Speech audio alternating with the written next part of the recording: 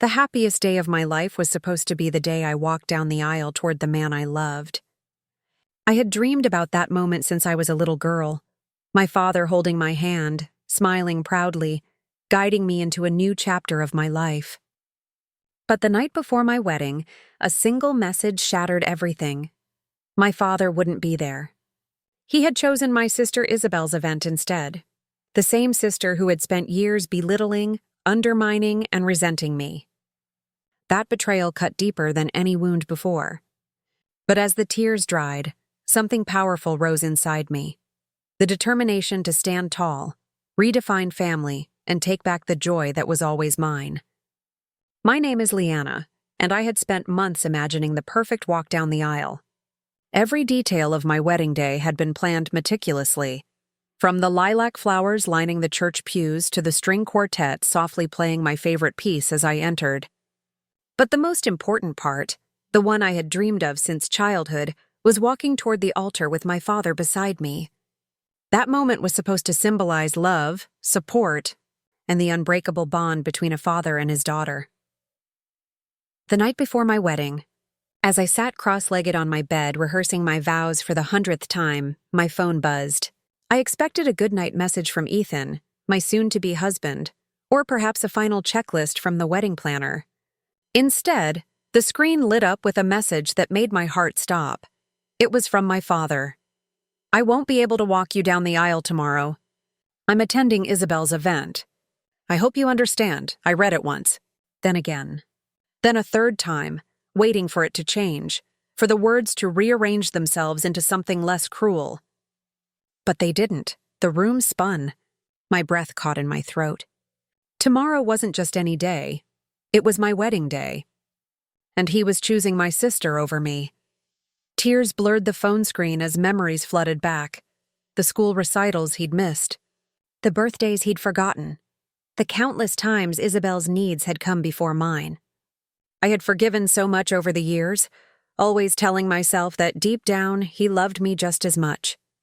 But this message shattered that illusion completely. Ethan arrived minutes later, worried after I stopped replying to his texts.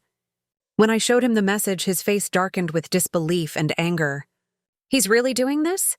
On your wedding day?" he asked softly, pulling me into his arms. But even his warmth couldn't stop the ache gnawing at my chest. I barely slept that night. Questions tormented me. Was I not enough? Did he ever love me the same way he loved her? The next morning, as sunlight streamed through the curtains, I stared at my reflection in the mirror. My eyes were red and puffy, but beneath the grief was something else, a quiet determination. If he didn't want to be part of my happiness, I would still claim it. This was my day, and no one, not even my father, would take it away from me. Growing up, favoritism wasn't an occasional occurrence in her household. It was the family's unspoken rule. Isabel, just 2 years older, had always been their father's golden child. She was praised for her achievements, excused for her mistakes, and coddled through every setback. Meanwhile, she had to work twice as hard for half the recognition. When Isabel got into trouble for skipping school, their father laughed it off as teenage rebellion. When she brought home mediocre grades, he proudly framed them anyway. But when she came home with a second-place science fair ribbon, he scolded her for not trying hard enough. Every success was minimized, every effort overlooked. At first, she believed it was normal. Parents had favorites. Maybe this was just how families worked. But as the years passed, the pattern became impossible to ignore. Even on her high school graduation day, he left the celebration early to attend Isabel's minor dance recital. On her 21st birthday, he forgot to call altogether because Isabel needed help picking out a new apartment. The imbalance seeped into their adult lives, too. When she got engaged, his response was lukewarm, distracted. But when Isabel mentioned hosting a charity event, he cleared his schedule and offered to sponsor it personally. This history made the wedding day betrayal sting even deeper. It wasn't an isolated act. It was the culmination of a lifetime of being second best. Yet amid the pain, there was clarity. She could no longer cling to the hope that he would suddenly change. His choice wasn't a mistake. It was a revelation. The final day before the ceremony was supposed to be filled with excitement, laughter, and last-minute preparations. Instead, it was a blur of suppressed tears and heavy silences. The message had detonated like a bomb, leaving emotional debris scattered everywhere. Friends tried to console her, reminding her that the day was about love, not disappointment. But every time someone asked, "Is your father excited?" her chest tightened. She didn't know how to explain that the man who was supposed to walk her into her future had already walked out of her present. Her mother's reaction was just as painful. "You know how your father is," she said dismissively when confronted. "Isabel's event is very important too. Maybe you're overreacting."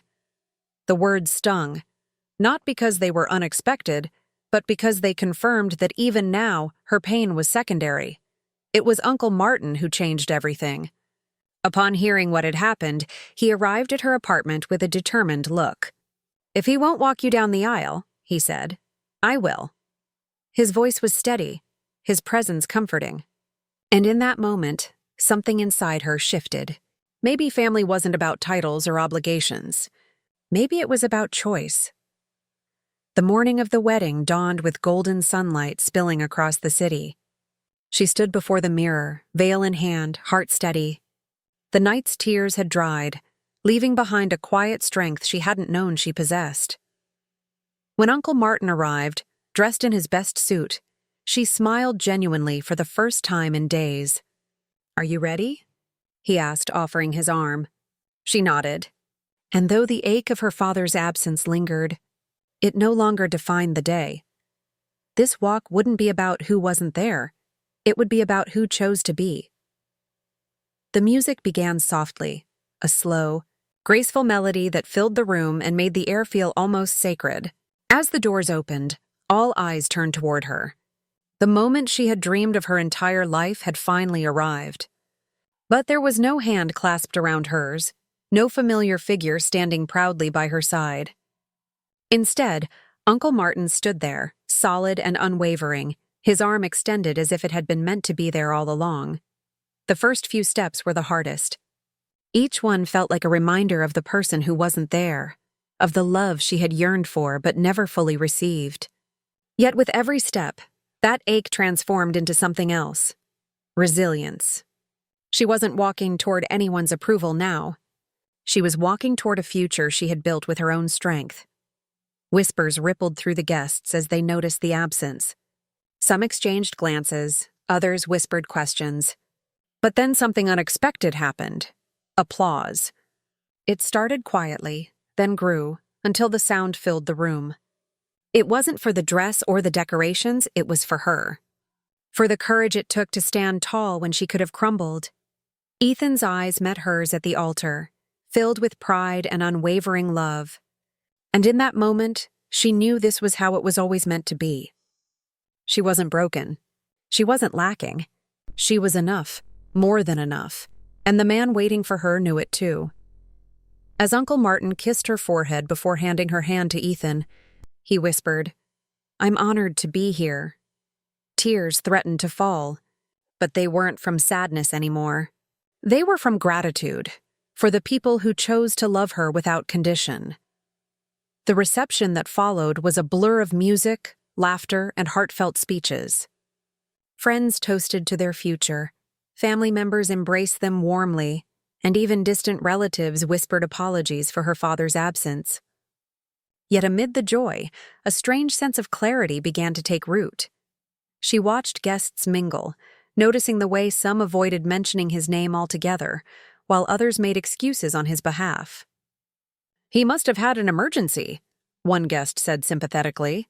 Another muttered, "Family is complicated." But no explanation could soften the reality. He had chosen not to be there. Later that night, as she and Ethan shared their first dance under twinkling lights, she felt the weight of that choice lift from her shoulders. It wasn't her burden to carry anymore. She had spent years trying to earn love that should have been freely given. But standing there, in the arms of someone who loved her exactly as she was, she realized she didn't need to chase it anymore. Uncle Martin clinked his glass and offered a toast that silenced the room. To the woman who knows her worth, he said. May you always surround yourself with people who see it too. His words struck deep. They were a promise, a reminder that blood doesn't define family.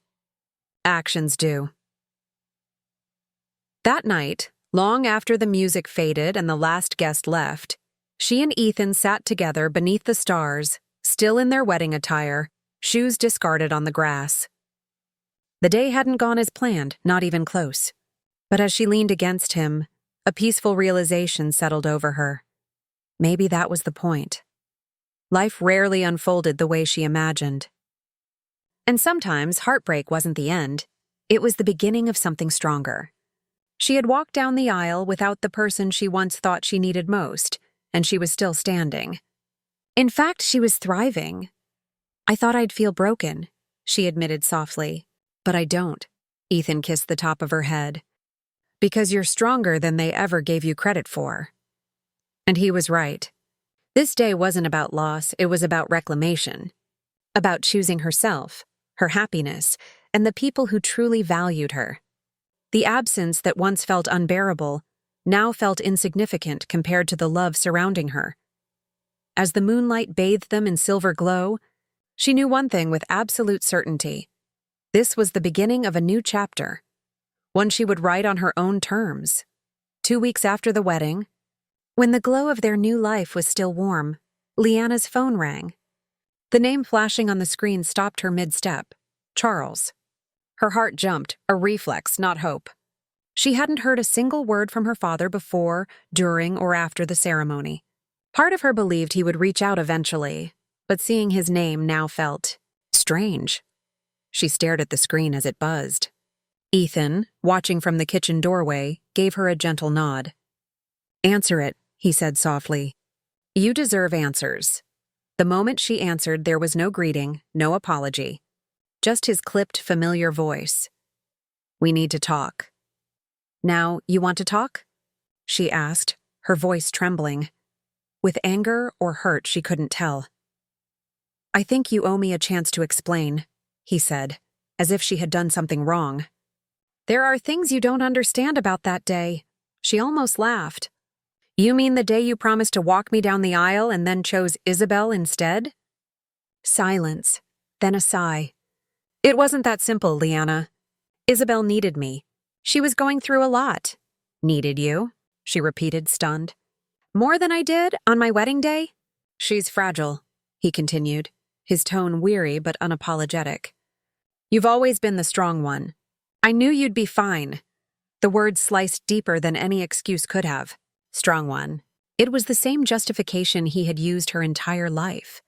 The reason she had been left to comfort herself, to celebrate alone, to shoulder responsibility while Isabel was coddled. I was never fine with being second place, she whispered, but you never cared enough to notice. Before he could respond, she hung up. The betrayal was no longer just about one day. It was a lifetime condensed into one painful choice. Days later, Isabel called. Unlike Charles, she didn't try to hide behind excuses, but what she revealed was even worse. Lyanna, I want to explain, Isabel said quickly. Please don't hang up. Lyanna considered it. Curiosity won over anger. Explain what? I asked him not to go to your wedding. The words landed like a physical blow. You what? I was scared, Isabel admitted, her voice trembling. My engagement party was the same day, and I didn't want to be alone. You know how much attention you get. If he wasn't there, no one would come. Lyanna's grip on the phone tightened. You manipulated him. I didn't manipulate. Yes, you did, she shouted, her voice breaking. You knew how much that meant to me, and you still made it about you. On the other end, Isabel began to cry. I just wanted to feel like I mattered too. Lyanna's anger cooled into something colder, pity mixed with exhaustion. You've always mattered, she said quietly. You just couldn't stand that for one day I did too. She ended the call without another word. It was no longer about her father's betrayal. It was about Isabel's jealousy, the root of every wound Lyanna had ever carried. And for the first time, she saw the truth clearly. Neither of them had ever truly wanted her happiness unless it came second to theirs. A week later, a message arrived in the family group chat. Family dinner, Sunday, mandatory. It was from Charles. Against her better judgment, and despite Ethan's hesitation, Lyanna agreed to go. She needed closure, and perhaps this would finally bring it. The dinner was held at her childhood home, the same one that still smelled faintly of her mother's lavender perfume. But the warmth she once associated with it had long since vanished. Charles started the conversation almost casually. "I'm glad you came. We all need to move forward." "Move forward?" Lyanna echoed. Without even an apology. Isabel shifted uncomfortably in her chair. "I already said I was sorry." "No," Lyanna said, her voice steady. "You said you wanted me to understand. That's not an apology. And you," she turned to her father, "haven't said anything at all." Charles sighed heavily, as if he were the victim. "I did what I thought was best." Isabel was falling apart. "You're stronger. And because of that," Lyanna said bitterly, "you felt justified in abandoning me. Again." Her words hung in the air like smoke. No one dared speak. It was Charles who broke the silence, his voice laced with irritation. "I won't apologize for trying to keep this family together." "This family isn't together," Lyanna said, standing. "And I'm done pretending it ever will be." She walked out before they could respond, and this time, she didn't look back. A week after that disastrous family dinner, a small white envelope arrived in Lyanna's mailbox.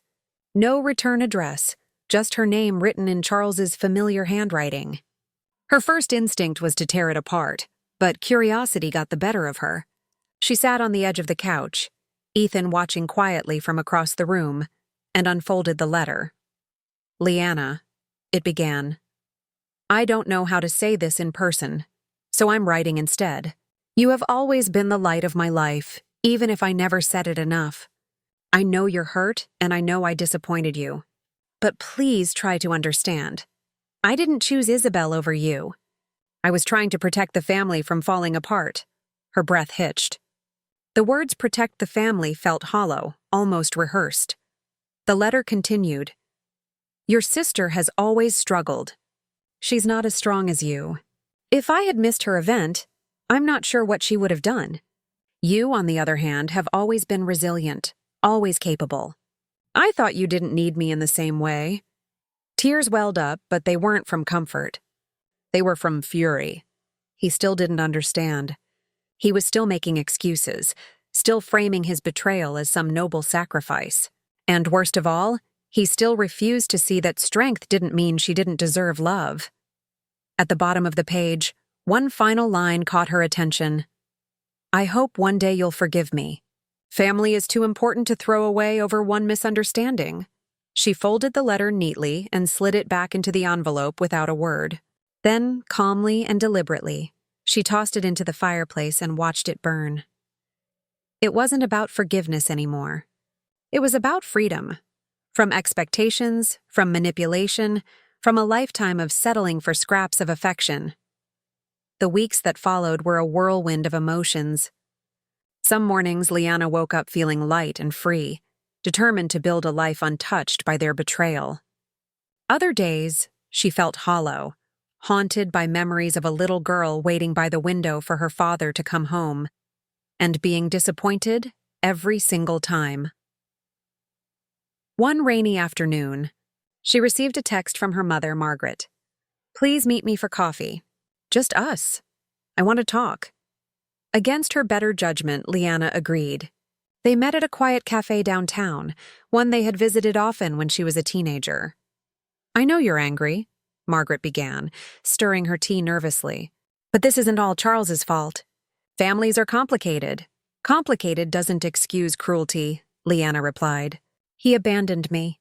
On my wedding day," Margaret sighed. "He made a mistake.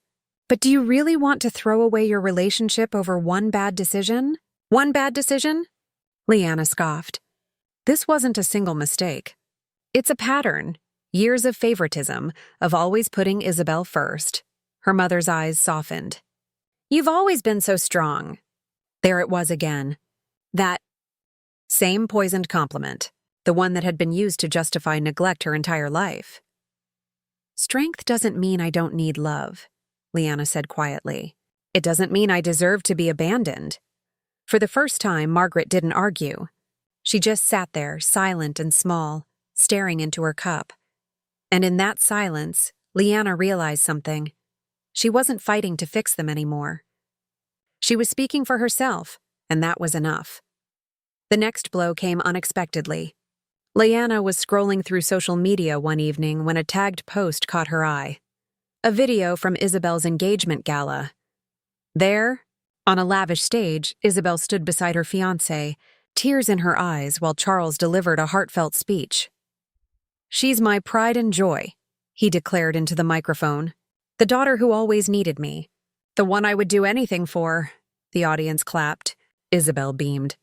And Lyanna felt nothing, not rage, not sorrow, just emptiness, a numbness born of repeated wounds. Ethan, sitting beside her, saw the video too. "Do you want me to report it?" "Block them? Delete it?" "No," she whispered, closing the app. "I want to remember. Remember?" "Yes," she said firmly. "Because this is who they are. And I'm finally done pretending otherwise." It wasn't humiliation anymore. It was revelation. And it made her next decision easier than she ever thought possible.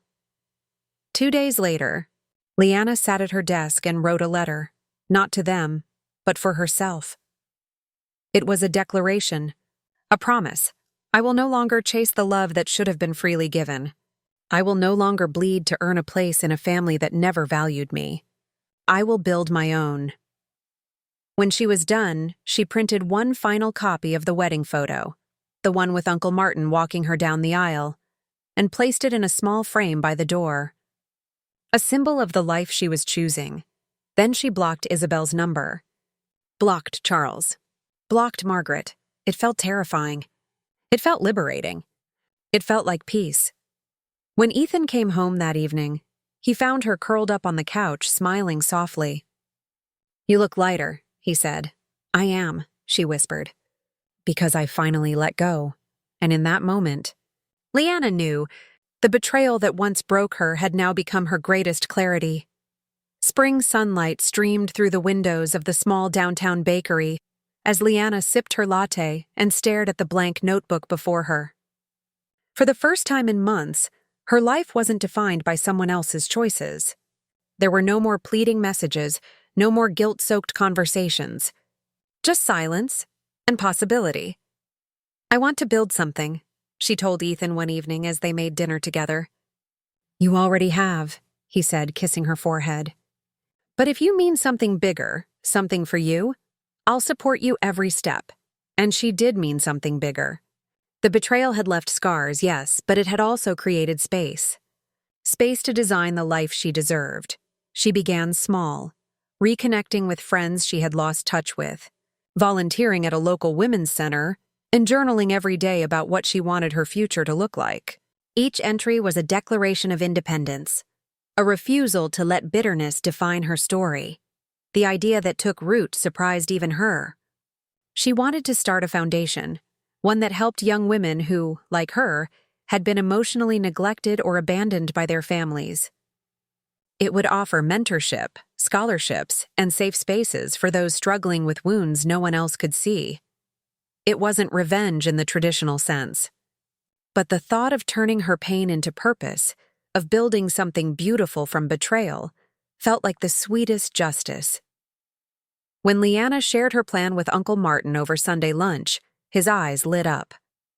"I was waiting for this," he said with a proud smile.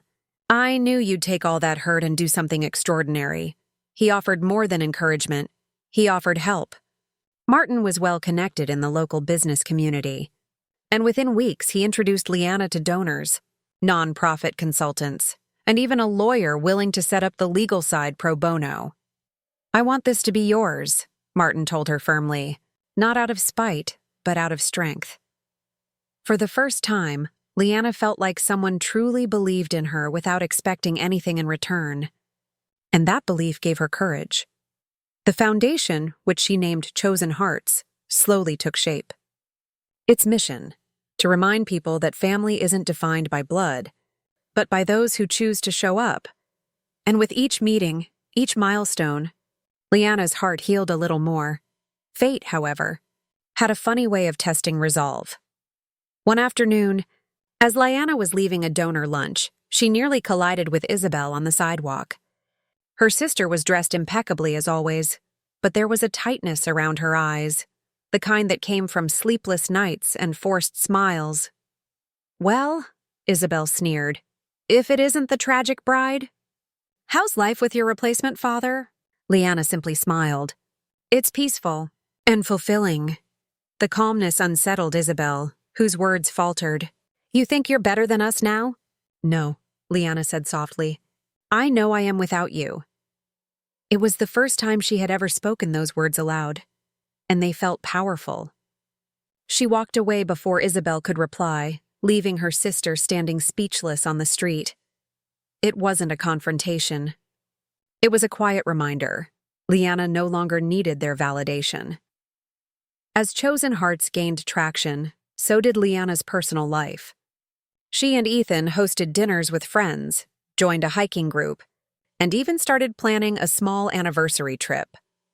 For the first time, her calendar was filled with people who genuinely cared, people who showed up without conditions or comparisons. Her foundation's first mentorship program launched that summer.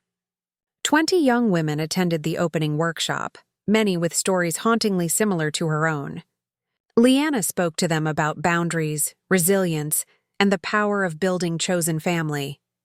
Afterward, one of the girls hugged her tightly.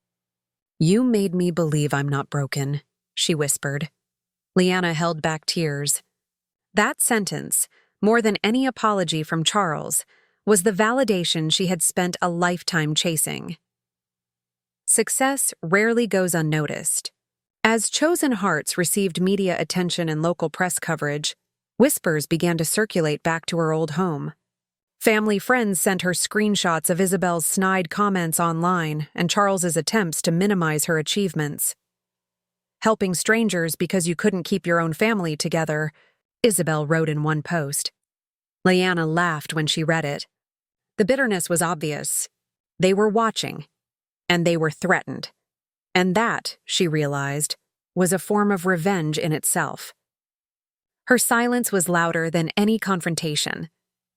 One chilly autumn morning, a formal invitation arrived in the mail: Isabel's wedding. Handwritten on the card were 5 words: "We hope you can come." Lyanna stared at it for a long moment, unsure whether to laugh or cry. After everything, the betrayal, the cruelty, the public humiliation, they still expected her presence. "Are you going?" Ethan asked gently. "No," she said, tearing the invitation in half. "I'm done showing up where I'm not valued." The decision was final, and it was freeing. On the day of Isabel's wedding, Lyanna hosted a charity gala for Chosen Hearts. Over 300 guests attended, and by the end of the night, they had raised enough funds to support their programs for the next 3 years. As she stood on stage, looking out at the sea of smiling faces, Lyanna felt an overwhelming sense of peace. This was her real family. The people who believed in her, stood by her, and celebrated her worth without question. And while her sister walked down the aisle surrounded by hollow applause, Lyanna walked into a future built entirely on her own terms, strong, loved, and finally free. The gala had stirred something deeper than expected. Within weeks, whispers about the family's absence and their uncomfortable appearance at the event spread through mutual circles. Suddenly, their picture-perfect reputation seemed less untouchable. And just when they might have retreated into silence, another opportunity arose, one they couldn't possibly ignore. An invitation. It wasn't for reconciliation, not exactly. It was for an awards ceremony honoring Chosen Hearts for outstanding community impact. The press would be there, local dignitaries, influential donors, and the family knew their absence would only deepen the public's questions. Attending would allow them to reclaim a piece of the narrative. Or so they believed. She knew they would come. And that's why she sent the invitations deliberately, one to her father, one to her sister. This was the stage where the truth would finally stop hiding in shadows. The night of the event arrived, glittering with chandeliers and camera flashes. She wore a gown that commanded presence, the embodiment of the strength she had built from ashes. As she moved through the crowd, she felt their eyes on her, a mix of envy, regret, and disbelief. When the family arrived, late and dramatic as always, the murmurs grew louder. They approached cautiously, unsure whether they were welcome. She offered a polite nod, nothing more. The ceremony began, and as her name was called to receive the award, the audience rose to their feet in thunderous applause. Cameras flashed. Speeches praised her resilience and her vision. And then, in the hush that followed her acceptance speech, she turned toward the crowd and said words that left the room breathless. Sometimes the people meant to walk beside you choose to walk away. But their absence doesn't define your journey. Your courage does. The message was unmistakable. And this time, there was no place for them to hide. In the days following the event, something shifted. For the first time, people weren't just praising her success. They were questioning the family's silence. Whispers turned into pointed conversations. Friends who had once sided with them began to distance themselves. Invitations to high society events stopped arriving. It was subtle at first, a cold glance at a fundraiser, an unanswered call. But it grew louder with each passing week. The image they had built so carefully was beginning to crack, and that's when the messages started pouring in. From her father, "Can we meet?" "We need to talk." From her sister, "You're destroying us. Please stop this." But she hadn't destroyed anything. She had only spoken the truth, and the truth was doing the rest. When they finally insisted on a meeting, she agreed, on her terms. A public place, neutral ground, no apologies rehearsed in advance. The reunion was tense. Her father's eyes were tired, his confidence frayed. "You've made your point," he said quietly. "Can we end this?" "This isn't about revenge," she replied. "This is about accountability." Her sister slammed her hand on the table. "You're ruining our lives over one mistake." "One mistake?" she echoed. "Years of favoritism, a lifetime of neglect, and abandoning your own daughter on her wedding day. That's not a mistake. That's a choice." Silence fell. For once, they had no excuses to hide behind. News of their fractured relationship soon reached the media. At first, the family tried to control the narrative, issuing carefully worded statements about private misunderstandings and miscommunications. But public opinion wasn't easily swayed anymore. A journalist from a respected magazine reached out, requesting an interview, not to fuel gossip, but to highlight the emotional impact of family betrayal and the strength it takes to rebuild. After careful thought, she agreed. The interview went viral. She spoke about abandonment, about learning to find love outside bloodlines, about building something from the ground up when those who should have supported you chose not to. She never mentioned their names, but everyone knew who she meant. And when the piece concluded with the line, "I didn't lose a family, I discovered what family truly means," the internet exploded with support. Suddenly, their attempts at reputation management fell apart. Sponsorship deals were canceled. Speaking engagements disappeared. For the first time, they were facing public consequences for private cruelty, and while she took no joy in their downfall, she couldn't deny the poetic justice in it all. The same public image they valued more than her happiness was now slipping through their fingers, and there was nothing they could do to stop it. The breaking point came when her father asked to meet. Privately, without cameras, without her sister, without excuses. He arrived earlier than expected, a man who seemed older, smaller. "I've lost everything," he admitted. "Friends, business partners, respect." "Maybe now you understand how it feels," she said quietly. "I was wrong," he confessed. "I should have walked you down that aisle. I should have been there. I let someone else's bitterness cloud my judgment." She looked at him for a long time. Do you regret it because you hurt me, or because people found out? His eyes glistened. Both. For the first time, the words felt real. Not rehearsed, not manipulative. There was sincerity beneath the guilt. But forgiveness was a journey, not a destination. And she wasn't ready to hand it over yet. I'm not sure we can fix this, she said finally. But I hope you understand that I don't hate you. I just don't need you anymore. Tears welled in his eyes. I understand. And for the first time in her life, she walked away without looking back, and without regret. If her father's remorse was quiet, her sister's reaction was anything but. You turned everyone against us, she screamed during a surprise visit. Do you know what people say about me now? That I manipulated my own family? She asked calmly. Because you did. You always play the victim. Isabel spat. You were always jealous. Jealous? She repeated with a bitter laugh. You had everything. Attention, approval, excuses. And you still weren't happy. So you destroyed the one thing I had left. Her sister's anger faltered. For the first time, shame flickered in her eyes. But it was too little. Too late. This isn't about you anymore, she said firmly. It's about boundaries. And this is me setting them.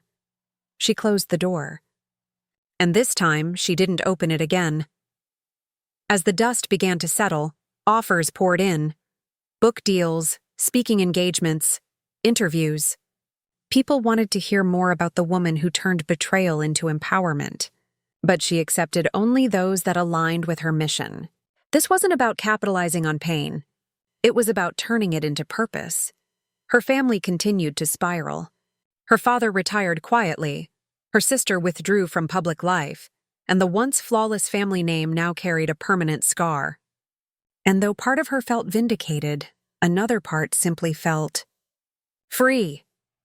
For the first time, she could breathe without the weight of proving anything. Her story no longer revolved around them. It revolved around her, her choices, her values, her future. A year to the day after the wedding that changed everything, she returned to the same chapel. This time, not as a bride, but as a guest. A close friend was getting married, and as she watched the father walk his daughter down the aisle, a pang of sadness briefly surfaced, but it didn't last. Because she realized something. She hadn't lost a father that day. She had lost the illusion of one, and that loss had made space for something far greater: chosen family, real love, and unshakable self-respect. As she left the ceremony hand in hand with the man who had stood by her through it all, she knew she was exactly where she was meant to be. And when people asked about her family now, she simply said, "They taught me the hardest lesson of all, that sometimes blood is just biology." Life had a strange way of balancing the scales, sometimes in silence, sometimes with thunder. And in this case, the reckoning came slowly, but it came with precision. Months after the confrontation, the family's finances took a sharp downturn. The charitable organizations they once supported began questioning their involvement. Sponsors withdrew, citing ethical concerns. Even distant relatives, once eager to bask in their glow, quietly cut ties. Their social calendar, once overflowing, was now painfully empty. And while they scrambled to salvage their crumbling reputation, something else was blossoming. Her nonprofit had doubled in size.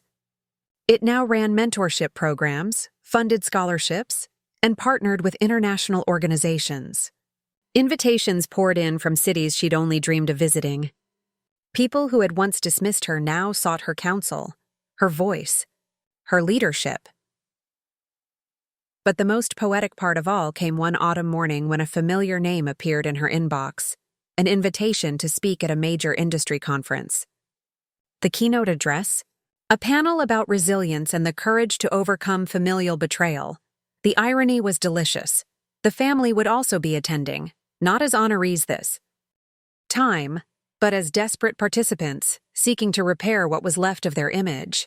And for the first time, they would have to sit in the audience and watch her command the stage. The tables had turned, and the power dynamic was no longer a battle. It was a foregone conclusion. The conference hall was packed with hundreds of attendees, cameras rolling, journalists scribbling notes, She stepped onto the stage in a tailored suit, poised and confident. The lights were bright, but her focus was sharp, and she knew exactly who was watching from the front row. Her speech wasn't about revenge. It was about healing, the kind that doesn't depend on apologies or permission. She spoke about betrayal, about learning to define oneself beyond the expectations of others. She spoke about the power of chosen family, about creating a future rooted not in resentment but in resilience. And then she paused, letting the silence stretch. "I once believed that the people closest to us had the greatest power to support us," she said softly. "But I learned they can also have the greatest power to break us. And when that happens, we face a choice, to let that define us, or to rise beyond it." The room erupted into applause, a standing ovation that lasted nearly 2 minutes. Cameras zoomed in on tearful faces, inspired hearts.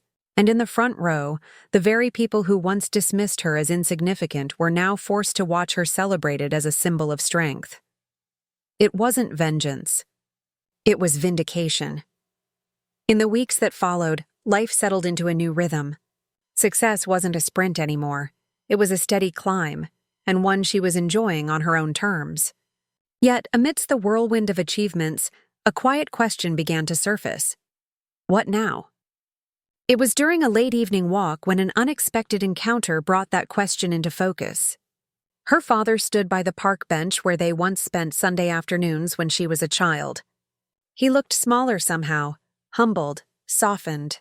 "I don't deserve a second chance," he began, his voice trembling. "But I'm asking for one." There was no anger in his eyes anymore, only regret. And though the wounds ran deep, time had dulled their sting. She listened without speaking, letting him unburden years of guilt and sorrow. "I can't change the past," he said, "but I want to be part of your future, even if it's just as someone on the sidelines." It wasn't forgiveness he was asking for. Not really. It was the chance to show he could do better. And though she didn't answer that night, something shifted. Maybe the door didn't need to be slammed shut forever. Maybe leaving it slightly ajar was enough. If her father's approach was quiet, her sister's attempt was anything but. She arrived unannounced one afternoon, carrying a baby in her arms, a niece she hadn't met before. "I don't expect forgiveness," she said, tears already streaming down her cheeks. "But I need you to know I regret everything." There was sincerity there. Raw, unfiltered. Motherhood, it seemed, had changed her perspective. "I look at her," she whispered, "and I think about the sister I betrayed. And I don't want her growing up learning that hate." The words were heavy, but they weren't manipulative. They were real. And in that moment, it was clear that time had broken down walls that anger had built. "Maybe," she said quietly, "we can try, slowly." It wasn't reconciliation, not yet. But it was a beginning. Healing didn't happen overnight. It came in small gestures, coffee meetings that turned into conversations, hesitant phone calls that became weekly check-ins. There were still unspoken wounds, still scars that ached on cold days. But there was also progress. And as the family slowly re-entered her life, not as controllers or critics, but as people learning how to love correctly, something unexpected happened. Peace. Not the hollow peace of pretending everything was fine, but the deep, steady kind that comes from knowing you have the power to choose who stays in your life and on what terms. Her boundaries remained firm. The past wasn't forgotten, and forgiveness wasn't unconditional. But the bitterness that once fueled her had transformed into something far more powerful: strength. On the first anniversary of her wedding, she stood in the same garden where she had once felt so alone. But this time, the air was filled with laughter and warmth. Friends, the family she had chosen, gathered around, celebrating not just a marriage but a journey. Even her father stood among them. Not at the center but present, respectful of the space she'd allowed him. Her sister, too, quieter, more thoughtful, holding the child that had become a bridge between them. As the evening sun dipped below the horizon, she raised a toast. "To growth," she said, "to love, and to the lessons that taught us how to build both." The clinking of glasses echoed like a promise, not of a perfect future, but of one chosen deliberately piece by piece. Years later, as she watched her own child take their first steps, a single truth echoed in her mind, a truth born of pain, betrayal, healing, and triumph. Family isn't always the people who share your blood. It's the people who show up, stay, and grow with you. It's the ones who learn from their mistakes and fight to do better. And sometimes, it's the ones who walk away so you can learn how to stand tall on your own. Looking back, she realized that the worst day of her life, the day she stood at the altar, without the person who was supposed to walk beside her, had become the foundation for everything she'd built since, because that betrayal had forced her to discover her worth. It had pushed her to create her own happiness. It had taught her that love chosen is stronger than love expected. And now, surrounded by a life richer than anything she'd imagined, she understood the deepest form of justice wasn't revenge or public humiliation. It was peace. A peace so profound that those who once hurt you are left to wrestle with their regret while you live a life they can only watch from the sidelines. With a smile, she lifted her child into her arms and whispered, "This is what real family looks like." And for the first time, there was no bitterness left, only gratitude for the journey that had led her here.